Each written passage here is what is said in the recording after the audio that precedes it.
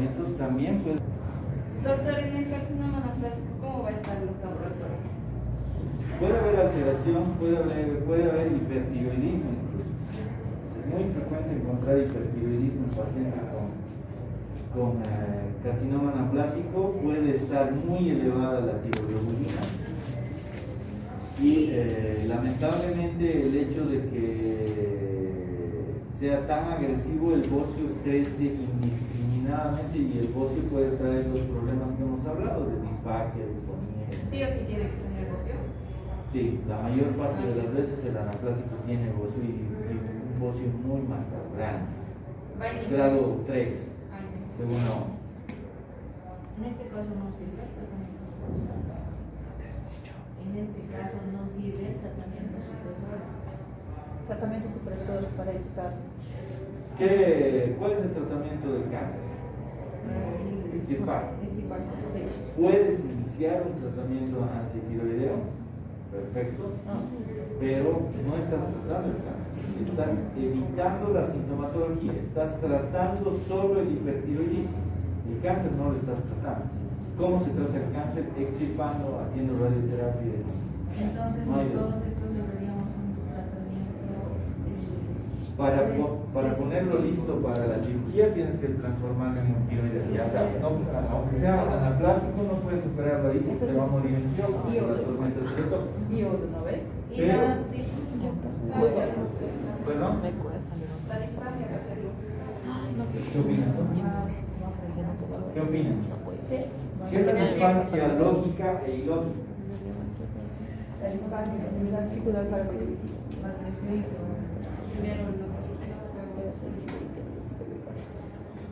va a tener dolor, no va a querer comer, va a bajar el peso posiblemente, puede ser. Tendría que serlo. Si está con dolor, no va a querer comer. Y por el bocio que está con dolor. A ver si tuviese disfagia lógica e ilógica. ¿Sí? Muy bien. ¿Alguna pregunta más de tiroides? Glándula suprarrenal. Estas señoras son glándulas que se encuentran, como dice su nombre, por encima de los riñones, que son parte de la misma cápsula del riñón. Tienen forma piramidal.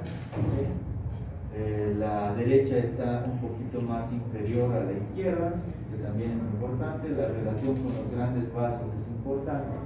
La relación con el hígado en el lado derecho y la relación con el vaso en el lado izquierdo son de vital importancia. No se olviden que al ser parte de la cápsula del riñón estamos hablando de que es un órgano retroperitoneal. Estas señoras tienen capas, ¿sí? Se dividen en dos partes, una corteza y una médula. La corteza tiene tres capas importantes: la zona glomerulosa o glomerular, la zona fasciculosa o fascicular y la zona reticular o reticulosa, y finalmente la interna, que es la médula. Cada una de estas capas están muy estrechamente relacionadas y solo es meramente didáctico esto, porque muchas veces, por ejemplo, en una insuficiencia suprarrenal, las tres capas e incluso las cuatro pueden estar alteradas, así que no siempre es una capa específicamente que va a estar alterada, siempre hay una relación muy estrecha entre ambas. La corteza suprarrenal, ya sabemos las capas, y es de vital importancia que tomemos en cuenta. Hay que tomar en cuenta la capa glomerular, que está relacionada a la aldosterona, la capa fascicular, que está relacionada con el cortisol, y la capa reticular, que está relacionada con los andrógenos, más propiamente la deshidroepiandrosterona, ya sea su parte no sulfatada y la parte sulfatada. Y la médula, que va a estar relacionada con las catecolaminas, adrenalina, noradrenalina y la señora dopamina, que también se fabrica. Dentro de las funciones diversas encontramos de que los mineralocorticoides ya sabemos que actúan a través de los receptores en los riñones gracias al sistema renina-angiotensina-aldosterona. Esa relación es de vital importancia y ahora vamos a sacar a flor todo eso, y va a estar relacionada por lo tanto a la aldosterona. Si la aldosterona sube, va a haber retención de sodio y va a haber disminución del potasio. Si la aldosterona baja, va a haber disminución de sodio y aumento de potasio. Todo eso, toda esa retroalimentación negativa que es constante, que es continua, vamos a comenzar a ver.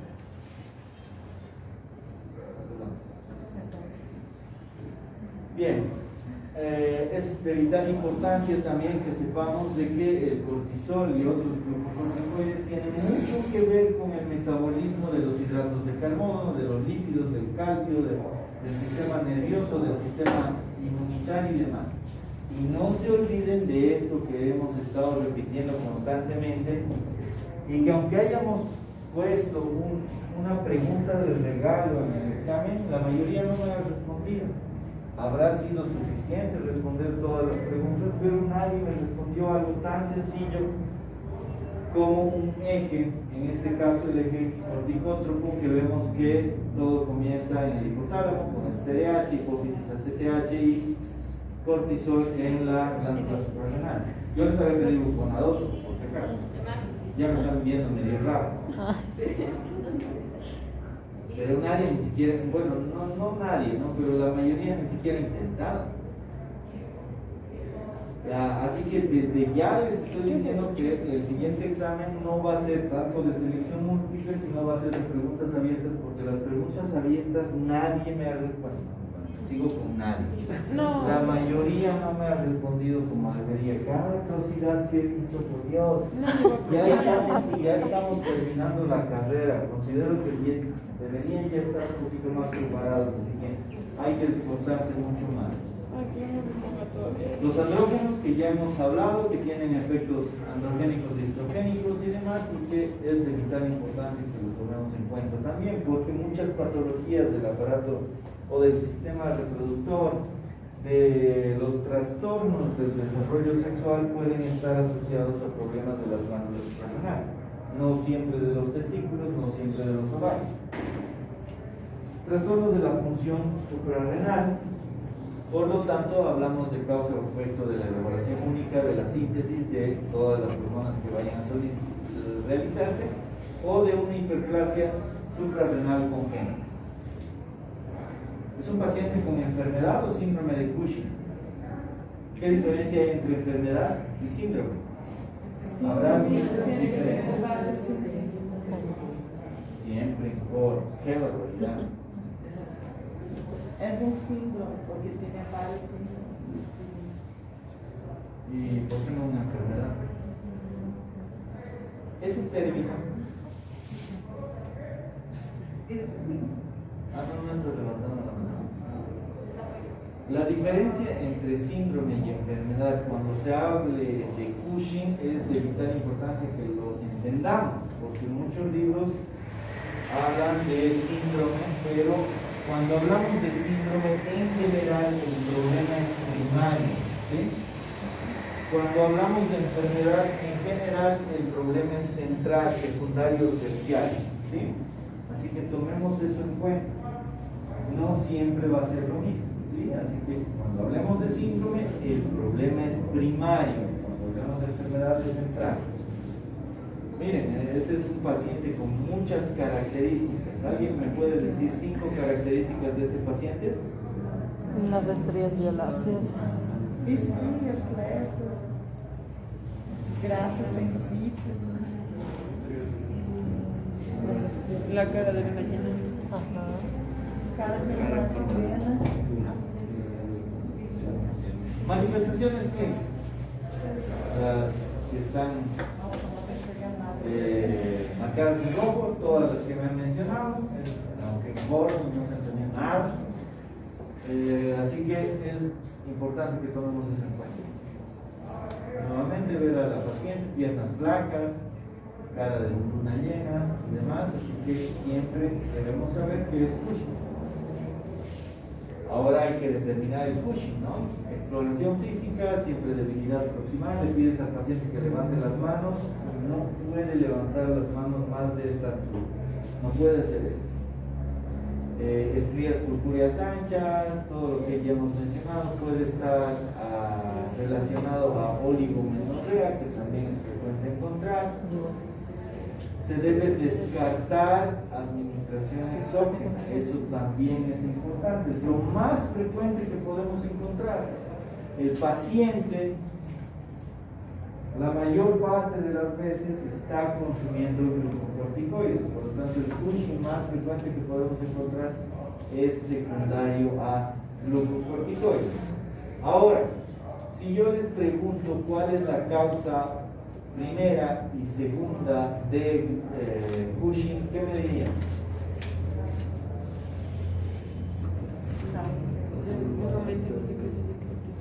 No, ¿qué causa? ¿Cuál es la causa? Hablemos de causas. ¿Qué opinan?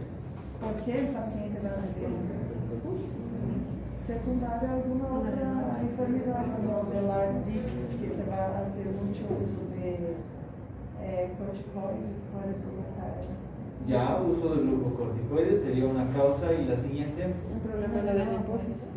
adenopófisis. Es poco frecuente tener un Cushing primario, a diferencia, por ejemplo, de una patología tiroidea. ¿Sí? Está el uso crónico de glucocorticoides y también está patología central hipoficial. Esos son los más frecuentes. Y luego recién pensamos en primario. ¿Ya? La medición de cortisol, como ya habíamos hablado previamente, es mejor utilizar en saliva o en orina. Son mucho más fidedignos, y siempre tomar la relación circadiana que vayan a tener estas hormonas, ¿no? Prueba de supresión con dexametasona, se administra 1 miligramo con dexametasona por vía oral entre las 23 y 24 horas, y se mide cortisol a las 8 a 9 de la mañana del día siguiente. Esta es una prueba muy interesante que se puede realizar siempre viendo la retroalimentación positiva o negativa.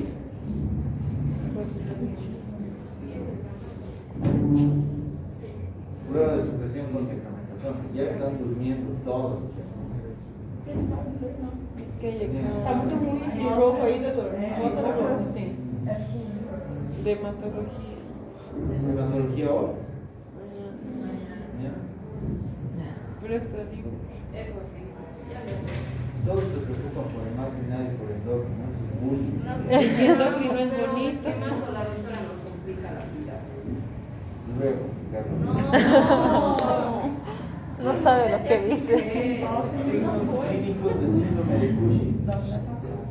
Desde cribado al primero o segundo trimestre, si hay aumento de cortisol, esto es de vital importancia. El síndrome de Cushing está confirmado si hay aumento de cortisol salival o si realiza una prueba con supresión de la dexametasona.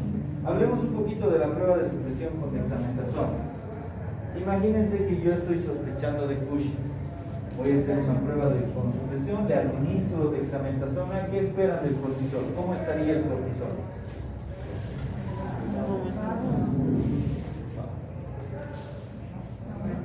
Normalmente, ¿cómo respondería el eje si yo administro glucocorticoides? Debería O sea, debería producir. así de simple. Inhibe. Inhibe, eso es lo normal. Pero si es un Cushing, va a seguir produciendo cortisol. Doctor, y aquí en Bolivia es común las personas que tengan Cushing, o sea, es común encontrar pacientes con este Sí. Pacientes, la mayor parte de los pacientes reumatológicos tienen Cushing. ¿Por qué? Por mal uso de glucocorticoides. No sé si ya han pasado los matos, pero ¿estará bien utilizar glucocorticoides así de por vida? No. Hay dos tipos de utilización de glucocorticoides. No dos tipos. Hay dos tipos de tratamiento en pacientes reumatológicos. Un tratamiento controlador de la enfermedad y hay un tratamiento de la parte aguda de la enfermedad. Los glucocorticoides solo son de la parte aguda. Lamentablemente el mal uso de estos medicamentos, justificando de que estamos haciendo bien por el paciente, no me parece correcto, y es muy frecuente ver pacientes reumatológicos que, aparte de cargar el problema reumatológico, tienen que cargar el problema del riñón. A veces se da, o sea, a veces las patologías reumatológicas son extremadamente agresivas y no tienes de otra que utilizar glucocorticoides en grandes cantidades y por largos periodos. Pero hay pacientes que no merecen la pena y por lo tanto, no pacientes que no merecen la pena, patologías que no merecen la pena. Ya me están haciendo hablar cualquier cosa. Ya está grabado. Otra cosa importante que debe decir, la utilización de glucocorticoides por cualquier vía, esas grabaciones no van a pasar a los cirujanos. La utilización de glucocorticoides por cualquier vía puede provocar exceso de glucocorticoides. Eso tiene que estar claro. Si yo administro glucocorticoides por aerosoles, por diferentes tipos de aerosoles, ya sean nasales, orales y demás, estoy o puedo provocar alteraciones de los glucocorticoides. Así que tomemos muy en cuenta eso. Diagnóstico diferencial, atrofia, adenoma, no es frecuente la alteración bilateral, también es importante. No. Diagnóstico diferencial, el enfermo de carne puede estar asociado a mixomas de piel, mama y corazón, pigmentación puntada, acromegalia puede estar asociada también a problemas de Cushing. Y no se olviden, una hiperplasia nodular bilateral más síndrome de Cushing, podemos estar hablando de un síndrome de Marfan. El nivel plasmático normal o elevado de ACTH puede también estar asociado a un tumor productor de ACTH, que es muy frecuente encontrar. Doctor, ¿y qué hace ese síndrome de Marfan? Es la asociación de un problema de hiperplasia nodular bilateral, que es muy raro encontrar. Como ya sabemos, en la patología de la glándula suprarrenal en general, gracias a Dios, solo se da en un lado. Pero en este síndrome se da en ambos lados la producción y por lo tanto eso permite la producción indiscriminada de cortisol y estamos hablando del síndrome de Marfan. ¿Sí? Una producción excesiva de cortisol bilateral. Sí, por nódulos bilaterales. Entonces la enfermedad ya sabemos que es un problema central, no el síndrome. Dentro de las etiologías, miren, hay causas endógenas y exógenas que debemos ver y es de vital importancia. Dependientes de ACTH e independientes de ACTH. ¿Eso qué significa? Que cuando son dependientes de ACTH, el problema es central, a diferencia de los suprarrenales que son propios y primarios de este lugar. Y los pseudo-Cushing exógenos, que en general es por la utilización crónica de glucocorticoides. Entonces, síndrome de Cushing, ver si es exógeno, que es lo más sencillo, o endógeno, vamos a diferenciar si es dependiente de ACTH o independiente de ACTH. El tratamiento, si es endógeno, es quirúrgico, se debe extirpar. Como les digo, la mayor parte de las veces es unilateral, así que no va a haber mucho problema de déficit hormonal. Se puede utilizar radioterapia y se pueden utilizar inhibidores de la esteroidogenia si es que el caso lo amerita, sobre todo en síndrome de Nelson. ¿Qué es el síndrome de Nelson? Hace una semana no lo examen. Vamos, ¿qué es el síndrome de Nelson? Por allá atrás. Es el aumento de la... Viene con la noche. Ah, o aumento. El aumento. Aumento da CTH. Ajá. Aumento da CTH. Ya aprendí. Me voy a volver a matar. No, sí sabemos. ¿Hematólogo? Sí. Pero cuando no está en su... Tratamiento endógeno, médico. Se puede utilizar diferentes medicamentos, sobre todo, por ejemplo, si es se puede utilizar cabergoline, si el problema es central. El ketoconazol, como habíamos mencionado previamente, también puede disminuir la producción de cortisol, que eso nos ayuda bastante. Algo importante que debemos tomar en cuenta, y esto no se deben olvidar, es que cuando utilizamos de forma crónica los glucocorticoides, debemos dejar de utilizar el medicamento de forma progresiva. Nunca quitar el medicamento de forma brusca. Si ya se ha utilizado el medicamento más de 2-3 semanas, ya debería pensar en disminuir de a poco. ¿Por qué? ¿Por qué? No les debo salir sin ¿De qué? ¿Por qué disminuye progresivamente? Corticoide. La mayoría de los corticoides no son de depósito. No. ¿Por qué debemos dejar de utilizar el medicamento de forma progresiva? Estamos hablando de los glucocorticoides, ¿no? Cuando estamos usando de forma crónica. Por ejemplo, el otro día tuve una paciente que tiene artritis reumatoidea y esta paciente había estado utilizando de forma más de 2 años glucocorticoides, prednisona en este caso, y no había estado utilizando ningún medicamento para la artritis como tal. No está utilizando metotrexato, no está utilizando leflunomida, no está utilizando hidroxicloroquina, nada. ¿Qué hago con esa paciente? ¿Cómo quitan el medicamento? Imaginemos que quieren quitar el medicamento. Tiene que empezar a reducir de a poco. ¿Pero por qué? Ya sabemos, aquí está diciendo. ¿Por qué? ¿Por qué no puedo quitar de forma brusca? No es ¿Qué? como el efecto rebote. Empieza, ¿Qué efecto rebote? o sea, se vuelve agudo. Porque en este caso, o sea, el darle el corticoide estaría como inhibiendo la liberación de Ya. corticoides, entonces quitarle hacer que salga. Ajá. ¿Qué pasa con el eje? Se va, o Ya. sea, se va. Quito el medicamento de forma brusca. Como ya El no eje, hay. tú me has dicho que el eje está bajo. Claro, Si tendría que- quito, ¿qué pasa con el eje? El eje, hay 3 posibilidades. El eje aumenta, el eje se mantiene o se normaliza. O sea, en este caso. Se mantiene bajo, ¿no? Va, se mantiene bajo. ¿Qué dicen? ¿Cuál de los 3? El eje aumenta, el eje se normaliza o el eje disminuye. Sí, es que ahora está bajo, porque sí. Entonces tendría que aumentar pudiendo compensar. Para acordarse, el eje corticótropo, bueno, el eje corticótropo más que los otros ejes, son como estudiantes de medicina. Flojo. Tarda en reaccionar. Tiene que pasar meses para que ese eje comience otra vez a producirse. Hay que estimular a ese eje. Si no lo estimulas, no estudia. Ay, perdón, no fabrica. Por lo tanto, puedes provocar una insuficiencia suprarrenal aguda que luego vamos a ver una imagen que es sinónimo de muerte. Por lo tanto, no quiten glucocorticoides de forma brusca, al menos los que han rotado endocrinología conmigo, porque si no, van a ser considerados como cirujano o traumatólogo. Exceso de mineralocorticoides. Insuficiencia suprarrenal. Diagnóstico. Es hora. Quería decirles antes, la clase del 4 de mayo vamos a adelantarla a probablemente el jueves de la siguiente semana en la noche.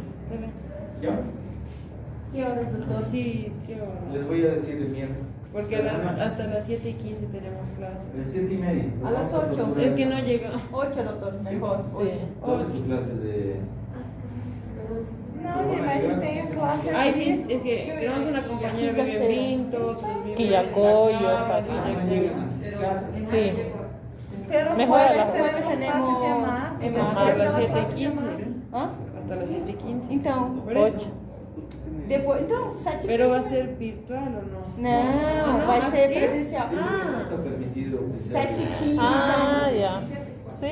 7:15. Sí, sí, está bien. Quem está de acordo, levanta a mão. Quem Sí, não está? dicen que ya no va a ser virtual. Ah, ya. Tinha que ser 7:30, porque a doutora nunca acaba as Sí, clases. esto, 7:30 porque Terminando la es clase verdad, de tiene Marta. razón, nunca acaba temprano. A doutora sempre passa um pouco do horário. 6, ¿no? Ah, verdade, né? ¿Ya? É mato, né? ¿Hasta las 9? É mato, bem melhor. É mato, né, doutor? 1:30. Diagnóstico: fatiga, debilidad muscular, calambres, hipocalemia. ¿Por qué hipocalemia? Por la... Porque sabe o que era? Com potássio. Você sempre tem que ficar de olho ao potássio. ¿Por qué hipocalemia? Porque tem uma barra de potássio.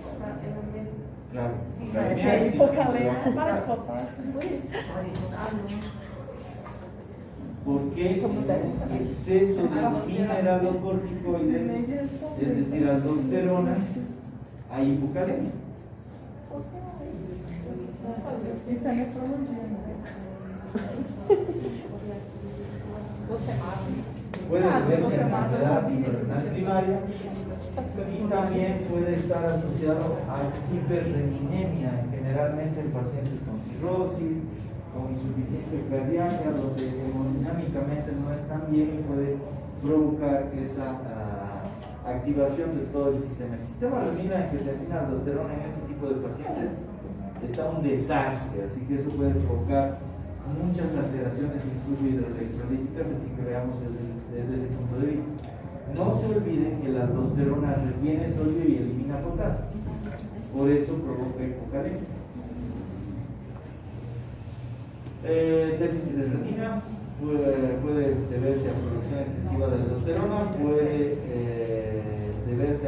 se puede realizar una prueba de sobrecarga de sal en este tipo de pacientes. Puede haber alteraciones de ese tipo y puede estar relacionada a hiperplasia y adenoma.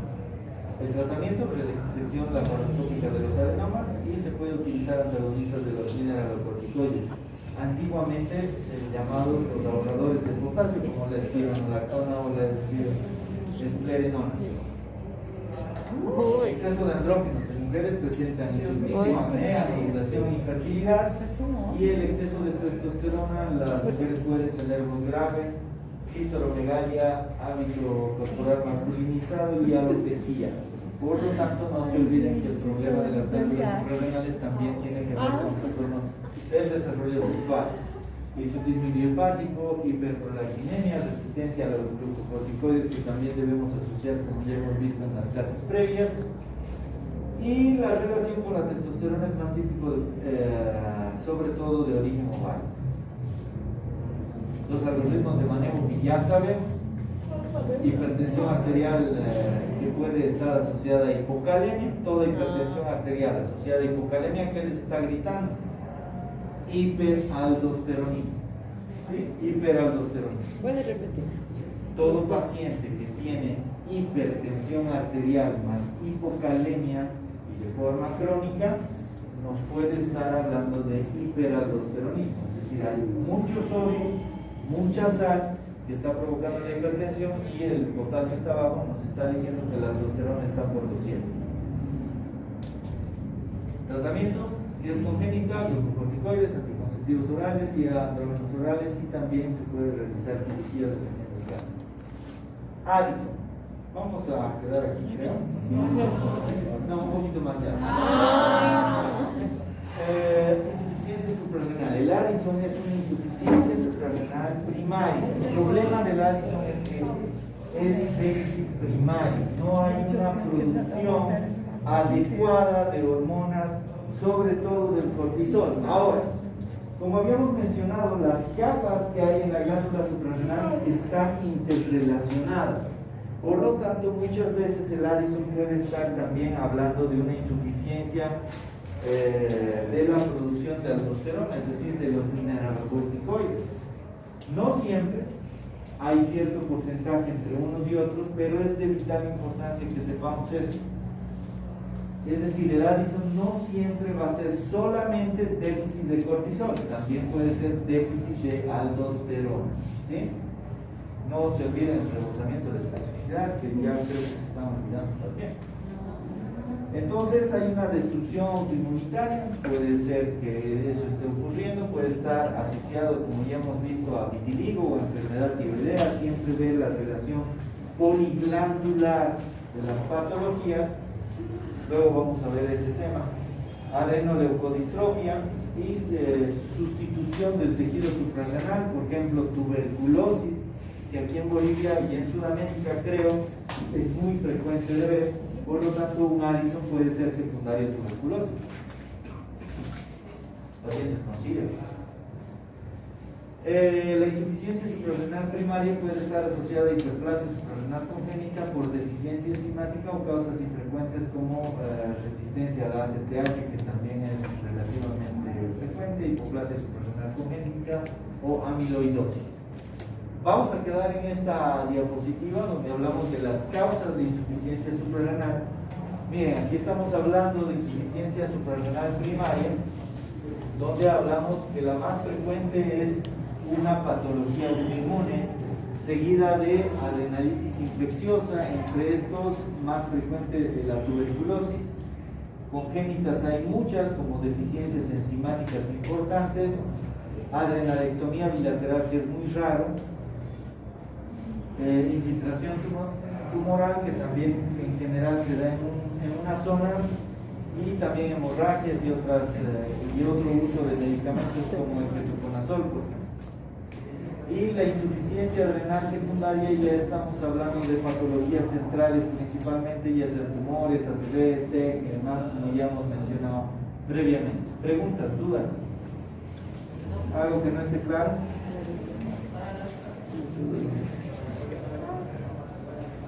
Thank you.